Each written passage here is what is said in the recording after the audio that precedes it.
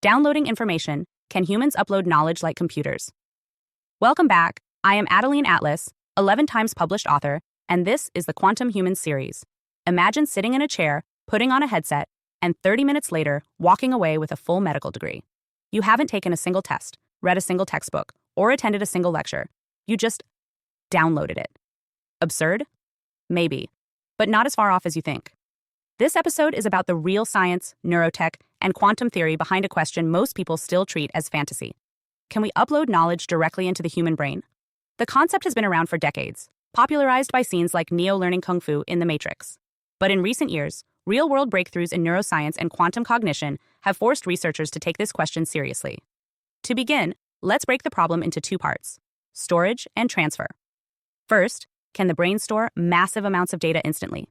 Second, can we actually transfer that data into the brain without learning it the traditional way? Let's start with storage. The human brain is often described as having the capacity to hold around 2.5 petabytes of information. That's roughly 3 million hours of video, enough to stream Netflix for hundreds of years without repetition. But it's not just the size that matters, it's how the brain stores information. Unlike a hard drive, the brain doesn't use linear files. It encodes knowledge in neural patterns: distributed, associative, context-rich. This makes storage efficient, but also deeply personal.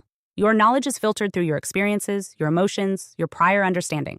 That's what makes downloading foreign information so complex. It's not just about content, it's about context. Still, some research is bridging that gap. Scientists at Wake Forest University, for example, have used neural prosthetics to improve memory by recording and stimulating specific patterns of electrical activity in the hippocampus.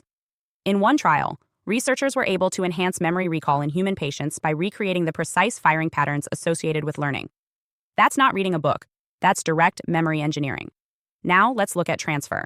Can information, like a language, a skill, or a profession, be uploaded into the brain without step-by-step learning? The most promising work comes from the field of brain-computer interfaces, BCIs. Elon Musk's company Neuralink has made headlines for its goal of high-bandwidth, two-way communication between the human brain and computers. While the current focus is on medical applications, like restoring movement to paralyzed individuals, the long-term vision includes memory transfer, knowledge injection, and even full cognitive downloads. But here's where quantum biology enters the picture. If the brain's core processing includes quantum effects like coherence and entanglement, then information transfer could happen at speeds and volumes far beyond anything classical models allow. Some researchers propose that quantum tunneling inside microtubules enables ultra-fast communication across brain regions. If that's true, then decoding the brain's full architecture may require not just electrical mapping, but quantum mapping. In 2024, a study at Kyoto University demonstrated that applying quantum vibrational stimulation to specific brain regions enhanced learning speeds by 300% in mice. The method, based on controlled interference patterns delivered via ultra-fast pulses, appeared to temporarily align neural oscillations into a coherent field, allowing faster integration of new stimuli. In layman's terms, the brain's reception was dialed into maximum sensitivity. Other labs are exploring neuroplastic acceleration, using light, sound, and electromagnetic fields to make the brain more receptive to input. These methods don't transmit data directly, but they prepare the brain to absorb and restructure itself more efficiently, effectively laying the groundwork for future download-like systems. Think of it as prepping the soil before planting instant seeds of knowledge. Now let's go deeper. What does downloaded knowledge even mean? Is it enough to store facts? What about understanding, intuition, emotional intelligence? The brain doesn't treat data as raw input. It filters, layers, connects, and emotionally tags it. That's why two people can read the same book and walk away with completely different insights. For true knowledge transfer to work, the system delivering the data must simulate not just the information, but the cognitive scaffolding that makes it meaningful. This is where synthetic experience modeling comes in. In 2025, researchers at ETH Zurich created a simulated learning environment where AI modeled the subjective experience of learning a skill, then translated that into neural stimulation patterns for animal trials. The result? Rats who had never been exposed to a maze were able to navigate it after receiving the AI-generated stimulation pattern associated with maze proficiency. No learning, just transmission. It's a crude version, but it points to a future where neural signatures of complex understanding could be encoded, packaged, and injected into another brain. But what about risk? Let's talk about neural integrity. The brain isn't a blank slate. If you overwrite existing structures without harmonizing them with what's already there, you risk disorientation, dissociation, or even neural damage. That's why current BCI research emphasizes closed-loop systems, interfaces that learn your brain before trying to change it. The goal is personalization. Every brain processes differently. Downloading a law degree into one person might take 10 minutes. For another, it could take hours. or cause a system crash if not tailored properly. And then there's the question of source integrity. If knowledge becomes downloadable, where do we get it? Who verifies it? Can knowledge be hacked, corrupted, or poisoned? Imagine receiving a complete medical education that includes biased data, intentional disinformation, or subtle cognitive rewrites. With traditional learning, you can question, critique, reject. But with downloaded knowledge, you might not know what's missing or what's been inserted. There's also an economic dimension. If knowledge can be sold like software, then entire industries could emerge around intellectual downloads. Want to be a pilot?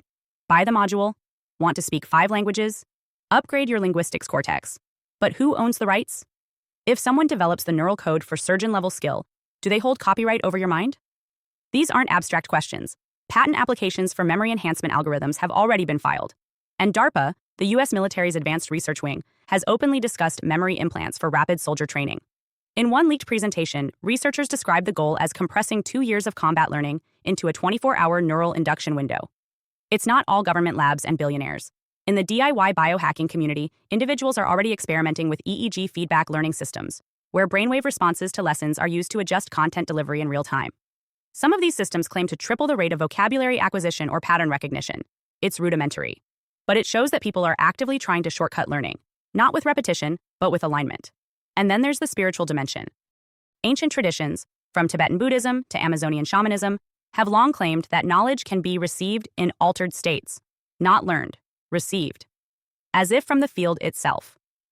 Modern researchers might call this intuitive cognition, non-local memory, or information field resonance. But the concept is the same. Knowledge may not need to be taught. It may simply need to be tuned into.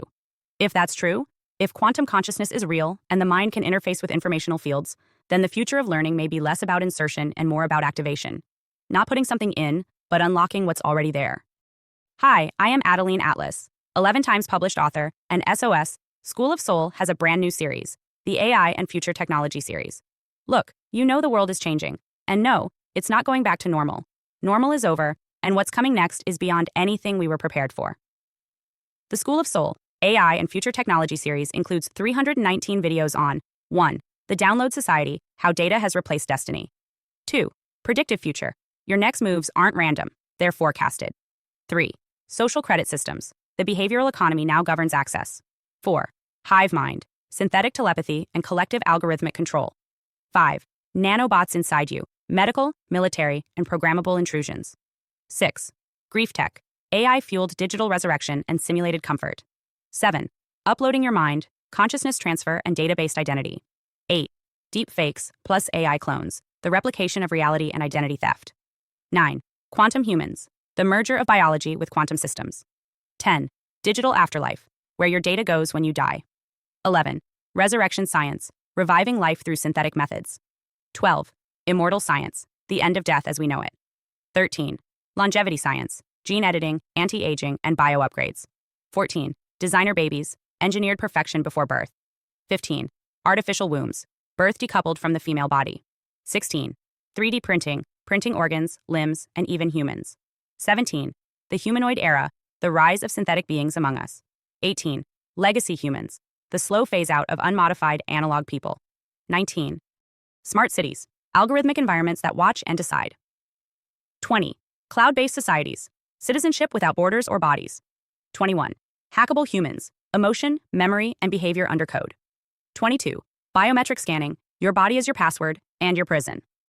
23. Sex tech, intimacy reprogrammed by machines. 24. Extinction of gender, fluidity, deletion, and design of identity.